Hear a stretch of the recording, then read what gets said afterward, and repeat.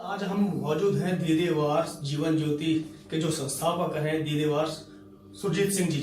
हम इनसे बात करेंगे जो ये दीदेवार जो संस्था आपने बनाई है, तो थोड़ा सा इसके ऊपर प्रकाश डालें कि ये दीदेवार आखिर वास्तव में है क्या। दीदेवार शब्द आपस में परिभाषित करता है, क्योंकि हमारी भारतीय संस्कृति के अंदर जितने भी शब्द बने हैं संस्कृत रूप में या देवनागरी रूप में, हर शब्द का अपना एक महत्व है, उसका मूल्य है। और दीदेवार शब्द का भी अपना महत्व है और उसका मूल्य है।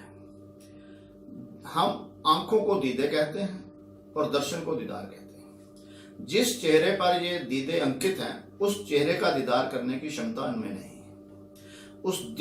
उस चेहरे का नहीं, बल्कि ये आपस में भी एक दूसरे के दीदार करने में सक्षम नहीं है। तो मानव ने अनजाने के अंदर अपने इन दीदों से जिसके दीदार करे उसको अपने जीवन का आधार बना लिया और स्वयं खो गया। दीदेवार का शब्द है कि जो अपने दीदार करने का प्रयास करे और करते करते अपने दीदार कर ले, वो दीदेवार हो जाता है। अर्थात मेरा जीवन कैसे जीना चाहिए, मैं ही स्वयं का स्वामी हूं, ये दीदेवार का शब्द का मूल्य है और उसका अर्थ है। और स्वयं सुरजीत सिंह जो मेरा नाम है, मैंने इस पे चलकर पिछले 40 वर्षों से इसको अध्ययन करा है और जो प्रकृति नियम का मुझे ज्ञान हुआ है उस हिसाब से मैंने अपने नाम के साथ दीदेवार लगाया है और सबको प्रेरित करता हूं हर व्यक्ति दीदेवार बने। सर, आपने स्वयं अभी ये कहा है कि स्वयं जो है व्यक्ति वो दीदेवार बन सकता है, तो ये जितने भी अपने धार्मिक ग्रंथ हैं या धर्म हैं, तो सब अपनी अपनी मान्यता रखते हैं, तो दीदेवार को और इसके साथ में आप कैसे कंपैरिजन करेंगे।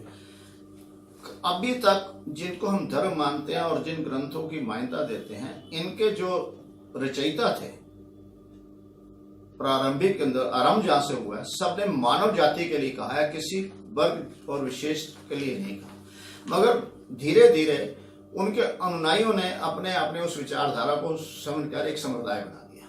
इसलिए यहाँ दीदेवार जीवन ज्योति में 3 नियम की बात की जाती है। एक है प्राकृतिक नियम जो स्वयं चलता है, और एक प्रकृति द्वारा सिर्फ मानव को एक अधिकार दिया गया है कि वो अपने जीवन का स्वयं का स्वामी होते हुए अपना नियम बनाए। तो एक व्यक्तिगत नियम है और एक व्यक्ति के द्वारा बनाया अपने समाज का नियम है। अलग अलग समाज गठित हो गए हैं, उस जिस परिवेश में वो व्यक्ति रहता है उस समाज का नियम भी वो मानता है। तो दीदेवार इन तीनों को सम्मिलित करके समन्वय से जो भी जीवन जिएगा वही स्वयं का स्वामी है। अर्थात तुम्हारे विचार और मेरे विचार जब तक सहमत नहीं होंगे तो हम नहीं चल पाएंगे।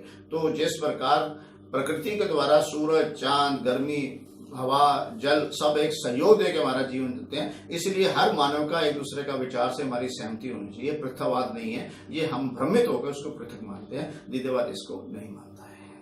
तो सर, जिस तरीके से अपने संस्था के बारे में बताया, दीदेवार एक जो है कि अपने स्वयं का उत्थान करने के लिए आपने संस्था बनाई है। कोई भी मनुष्य जो है अपना उद्धार स्वयं ही कर सकता है। तो ये जितने भी जो हम बात कर रहे हैं, चाहे धर्म की बात करें, चाहे वो संस्थानों की बात करें, तो दीदेवार कहीं इनसे मैच खाता हुआ एक अलग धर्म बनने तो नहीं जा रहा है।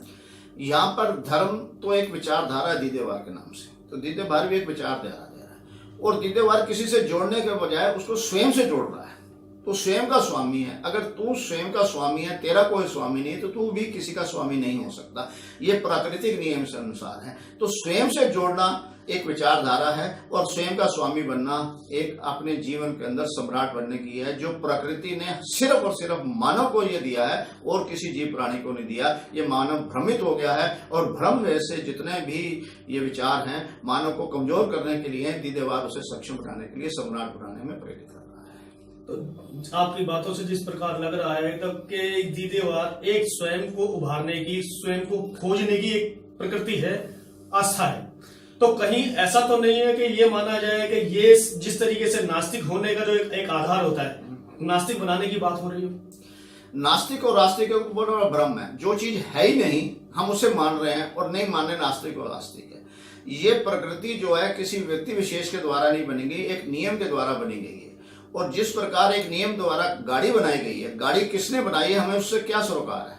हमें उस गाड़ी का खरीद के मालिक बन जाएं और उससे उस नियम द्वारा चलें, गाड़ी का सदुपयोग करना हमारा काम है। गाड़ी के मालिक संचालित से हमें क्या लेना देना। उसी प्रकार इसी सृष्टि किसने रची है, उसके किस नियम द्वारा मैं बनूं, मुझे अपने जीवन का नियम का ज्ञान हो और मैं स्वचालित चल के अपने नियम का सही उपयोग कर रहा हूं। मुझे किसी प्रकार किसी ने भी अगर किसी को प्रेजेंट दे दिया और उसने वो प्रेजेंट रिसीव कर लिया तो उसका मालिक जो रिसीव करने वाला वो है। अगर मुझे किसी रचयिता ने मुझे जीवन प्रेजेंट कर दिया और मैंने ले लिया तो वो हकदार उसका नहीं है, मेरा है। हम सीधी बात की है कि अब मैं ही इसका स्वामी हूं और मैं अपने अनुसार ही इसको जीवन को जीने का हकदार हूं।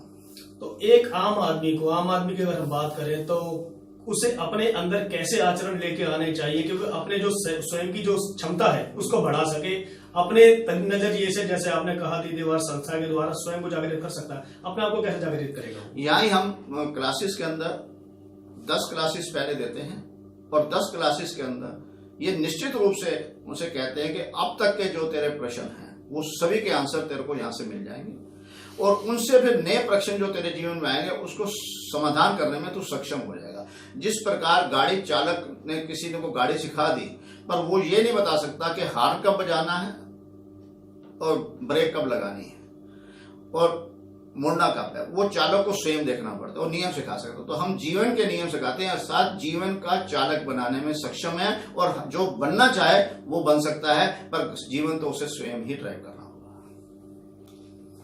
एक पॉइंट तो यहाँ खत्म करो। आप उनको, आम जनता को क्या संदेश देना चाहेंगे, क्या अपील करना चाहेंगे कि उन्हें क्या करना चाहिए? हम ये सबको संदेश देते हैं कि दीदेवार जो कह रहा है उसको एज इट इज मत माने, उस पर शंका करें, सिर्फ पहले उसको स्वीकार भाव से सुने, फिर उस पर शंका करें, जो वो कह रहा है अपने जीवन में उतारें। अगर आपको सही लगे तो अप्लाई करें, गलत लगे तो दीदेवार को बताएं कि यहां मर नहीं आया। सो शंका, हम इसको किसी को दावे साथ इसलिए कह रहे हैं कि अगर तू शंका करेगा तो तू स्वयं का स्वामी तभी बन पाएगा जो तेरे जीवन पे आधार है। तेरे को अगर प्यास लगी है और कोई बहुत तेरे को दूध देता है तो तू उसको क्या आता है, नहीं मुझे दूध नहीं चाहिए, प्यास चाहिए, ये कौन बताता है? तेरा स्वामी तो बताता है, जो तेरे भीतर की इंद्री बता रही है। तो तू हर जगह जीवन के अंदर जब भी तू देखेगा तो अपना ही स्वामी होता है। जब निद्रा आती है तो तेरे को निद्रा आती है, जब शरीर के अंदर कहीं तेरे को खारिश होती है तो तेरे को पता लगती है, भूख तेरे को बताती है, पूरा जीवन तू अपना स्वामी है। और इसलिए कह रहा हूं कि अपना स्वामी बनने के लिए सजग रहें, सजग रहें, सजग रहें।